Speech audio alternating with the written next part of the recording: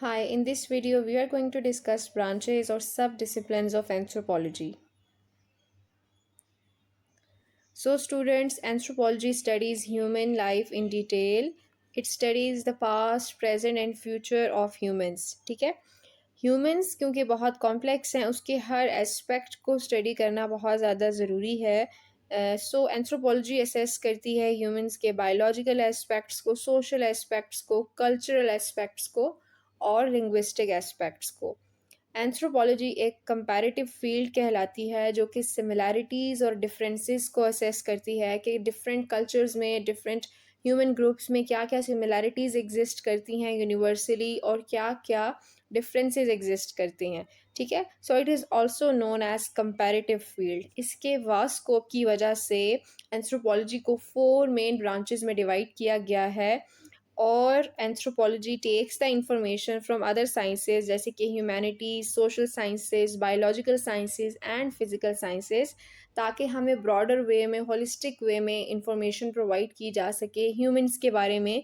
कि किस तरह से डिफरेंट एस्पेक्ट्स उन पे अफेक्ट होते हैं उनका बिहेवियर कैसे अफेक्ट होता है उनके पास्ट से रिलेटेड इंफॉर्मेशन हमें एंथ्रोपोलॉजी के थ्रू मिलती है और प्रेजेंट के इंफॉर्मेशन मिलती है so overall it provides the broader view of human life ठीक है so there are 4 main branches of anthropology number 1 पे है फिजिकल बायोलॉजिकल एंथ्रोपोलॉजी नंबर 2 पे है socio cultural anthropology number 3 archaeological anthropology number 4 linguistic anthropology so one by one हम इन branches को अब study करेंगे कि क्या है इनका subject matter So, number one is physical or biological anthropology. It explores human biology, genetics, evolution and variation. ठीक है कि human biology क्या है, genes क्या हैं, क्या genes कैसे रोल प्ले करती हैं, ओवरऑल क्या क्या वेरिएशंस आई हैं genes में with the passage of time, evolution कैसे हुई ह्यूमंस में, जो अभी तक जो ट्रांसफॉर्मेशंस हैं वो कौन कौन सी हैं ठीक है so it mainly studies genes biology evolution and variations ठीक है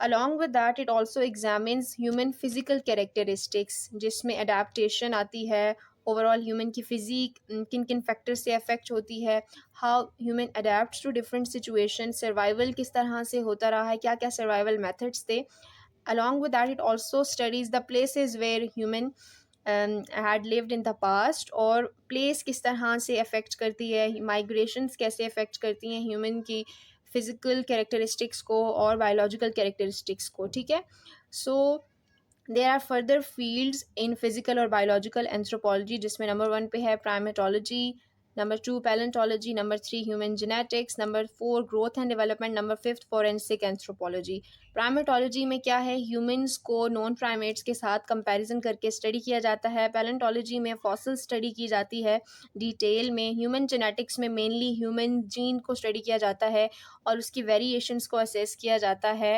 एंड ग्रोथ एंड डेवलपमेंट में ओवरऑल ह्यूमन ग्रोथ और डेवलपमेंटल स्टेजेस को असेस किया जाता है नंबर 5 पे है फोरेंसिक एंथ्रोपोलॉजी क्राइम सीन को डिटेल में स्टडी करना फोरेंसिक एंथ्रोपोलॉजी का कंसर्न है जो भी रिमेन्स होते हैं उसके ज़रिए इन्वेस्टिगेशन की जाती है कि क्या एक्सपीरियंस किया एक पर्सन ने जो भी क्राइम सीन में जो डिफरेंट फैक्टर्स होते हैं उनको एनालाइज किया जाता है by assessing the remains of the humans ठीक है सो ओवरऑल फोरेंसिक एंथ्रोपोलॉजी आपने लिंक करनी है with the crime it mainly deals with the crime investigation so number 2 पे है social cultural anthropology social cultural anthropology studies human culture and society by focusing on the customary patterns and social organisation ठीक है social culture anthropology human culture और society को understand करता है या study करता है कि किस तरह से कल्चर और सोसाइटी ह्यूमंस के बिहेवियर्स को थॉट्स को और फीलिंग्स को शेप करते हैं इसके साथ साथ ओवरऑल सोसाइटी में क्या स्ट्रक्चर है क्या कस्टम्स और बिलीव्स हैं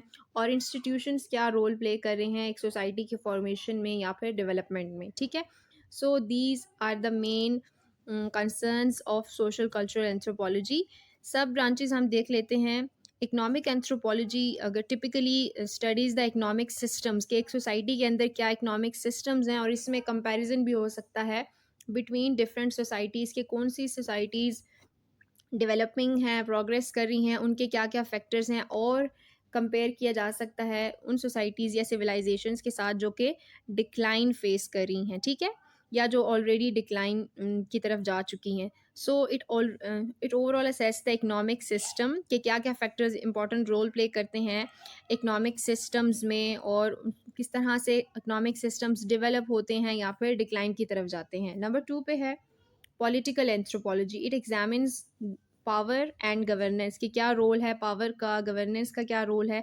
सोसाइटीज़ की डेवलपमेंट में। नंबर थ्री पे है psychological anthropology. It explores the mental health and cognition के एक सोसाइटी मेंटल हेल्थ को किस तरह से समझती है और whether they give importance to mental health और कॉग्निशन या नहीं। ठीक है। Anthropology of religion analyses spiritual beliefs के क्या डिफरेंट प्रैक्टिसेस एग्जिस्ट करती हैं सोसाइटीज़ में, उनके स्पिरिचुअल बिलीव्स क्या हैं और टिपिकल उनकी प्रैक्टिसेस क्या हैं जो कि वेरी करती हैं। नंबर फिफ्थ पे है communication and visual anthropology. It basically studies media and representation कि मीडिया क्या रोल प्ले करता है, how it portrays the cultures and how it represents overall customs and beliefs of particular society. So when someone is going to ask कि क्या हैं goals social cultural anthropology का, so it basically understands the human diversity and analyzes the social structures। ठीक है।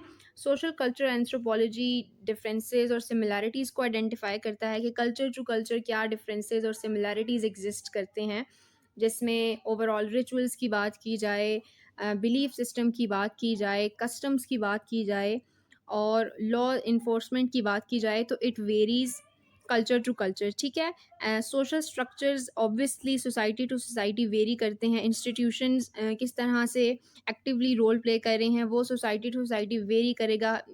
Belief system customs ये vary करते हैं। So social culture anthropology analyses human diversities and social structures.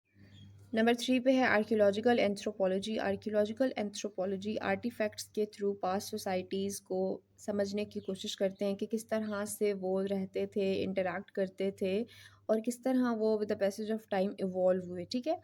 So they mainly focus on analysing the artefacts जैसे कि tools, pottery, jewellery, objects, any material remain, ताकि उनके life style को अच्छी तरह से समझा जा सके। ठीक है। टूल्स के ज़रिए वो समझते थे कि वो किस तरह से टूल्स का इस्तेमाल करके शिकार करते थे, खाने के लिए वो किस तरह से एक प्रोसेस क्या था उनके हंटिंग का। ठीक है। पोट्री के ज़रिए उनके कल्चर को असेस किया जाता था कि क्या वो तरीका था जिसके ज़रिए वो बर्तन वगैरह बनाते थे, और ओवरऑल उनके लाइफ स्टाइल को समझने की हेल्प होती है थ्रू अंडरस्टैंडिंग द आर्टिफैक्ट्स। ठीक है। सो जो रिटन रिकॉर्ड्स उनको मिलते थे उसके ज़रिए उनकी लैंग्वेज पैटर्न्स को असेस किया जा सकता है। सो मेनली आपने याद रखना है आर्कियोलॉजिकल एंथ्रोपोलॉजिस्ट मटेरियल रिमेन्स को स्टडी करते हैं। जो भी मोनूमेंट्स होते हैं, सिविलाइजेशन साइट्स होती हैं, उनको स्टडी किया जाता है ताकि असेस किया जा सके उनके लाइफस्टाइल को और देखा जा सके कौन कौन से फैक्टर्स उनको अफेक्ट कर रहे थे और वो किस तरह से वो इवॉल्व हुए और डिक्लाइन की क्या क्या कॉजेज़ हैं। ठीक है। ज्योग्राफी को भी अच्छी तरह से असेस किया जाता है और इन्वायरमेंटल कंडीशंस को भी असेस किया जाता है ताकि ओवरऑल उनकी लाइफस्टाइल को समझा जा सके। सो हमेशा याद रखिएगा आर्कियोलॉजिकल एंथ्रोपोलॉजिस्ट मटेरियल रिमेन्स पे फोकस करते हैं। They only study the material remains. जो भी स्ट्रक्चरल साइट्स, मोनूमेंट्स हो गए, आर्टिफैक्ट्स जो भी रिमेनिंग होंगे उनको असेस करके उनकी पास्ट सोसाइटीज़ के लाइफस्टाइल को, उनके कल्चर को समझने की कोशिश की जाती है। जबकि बायोलॉजिकल या फिर physiological anthropologist they mainly focus on human remains के ज़रिए असेस किया जाता है उनके लाइफस्टाइल को। लेकिन archaeological anthropologist mainly focus on material remains. ठीक है। So they focus on covering and studying the environmental data as well. और ये प्री हिस्टोरिक, प्रोटो हिस्टोरिक और सिविलाइजेशन पीरियड्स, इन तीनों को ही असेस करता है कि प्री हिस्टोरिक लाइफस्टाइल क्या था जब रिटन रिकॉर्ड्स नहीं हैं कुछ सोसाइटीज़ के, कुछ सिविलाइजेशंस के, उनको भी असेस किया जाता है।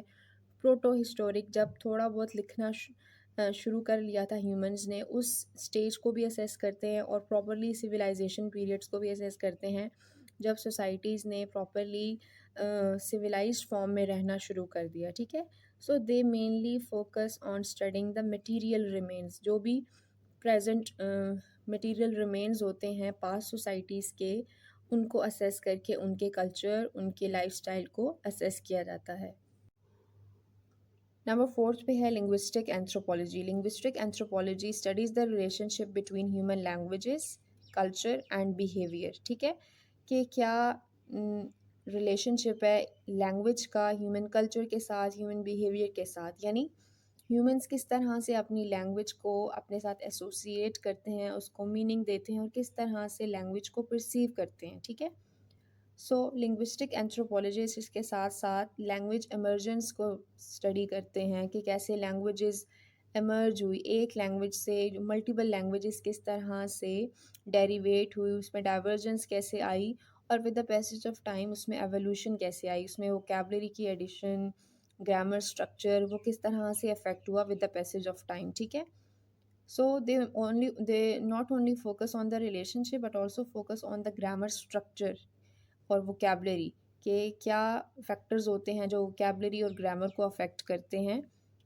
इसके साथ साथ जो भी इंटरेक्शंस होती हैं ह्यूमंस के, डिफरेंट एथनिक ग्रुप्स जब इंटरेक्ट करते हैं ऑब्वियसली लैंग्वेजेस अफेक्ट होती हैं। दोनों ग्रुप्स की लैंग्वेज के जो वोकैबलरीज होती हैं वो चेंज, उनके अंदर चेंज देखने को मिलता है। So they focus on these factors as well कि क्या क्या फैक्टर्स इन्फ्लुएंस करते रहे हैं लैंग्वेजेस को।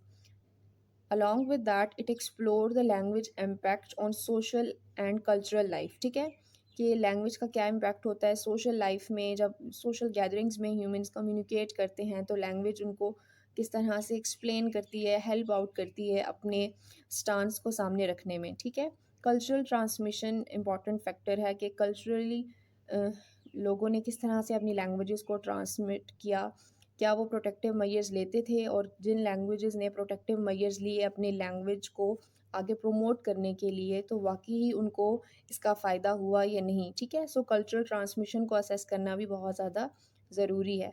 Along with that linguistic anthropologist collaborate करते रहे हैं ethno linguistic and social linguistics के साथ, ताकि अंडरस्टैंड डीपली किया जाए लैंग्वेजेस को और जो भी इंडेंजर्ड लैंग्वेजेस हैं उनको प्रिजर्व किया जा सके। ठीक, so linguistic anthropologist mainly tries to understand the cultural variations कि क्या क्या cultural और linguistic variations exist करती हैं और human का क्या role है और evolution किस तरह से आती रही languages में। so ये main factors हैं जिनको study किया जाता है linguistic anthropology में।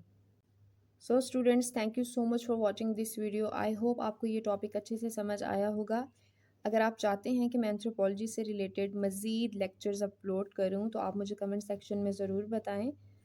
सो मिलते हैं नेक्स्ट वीडियो में।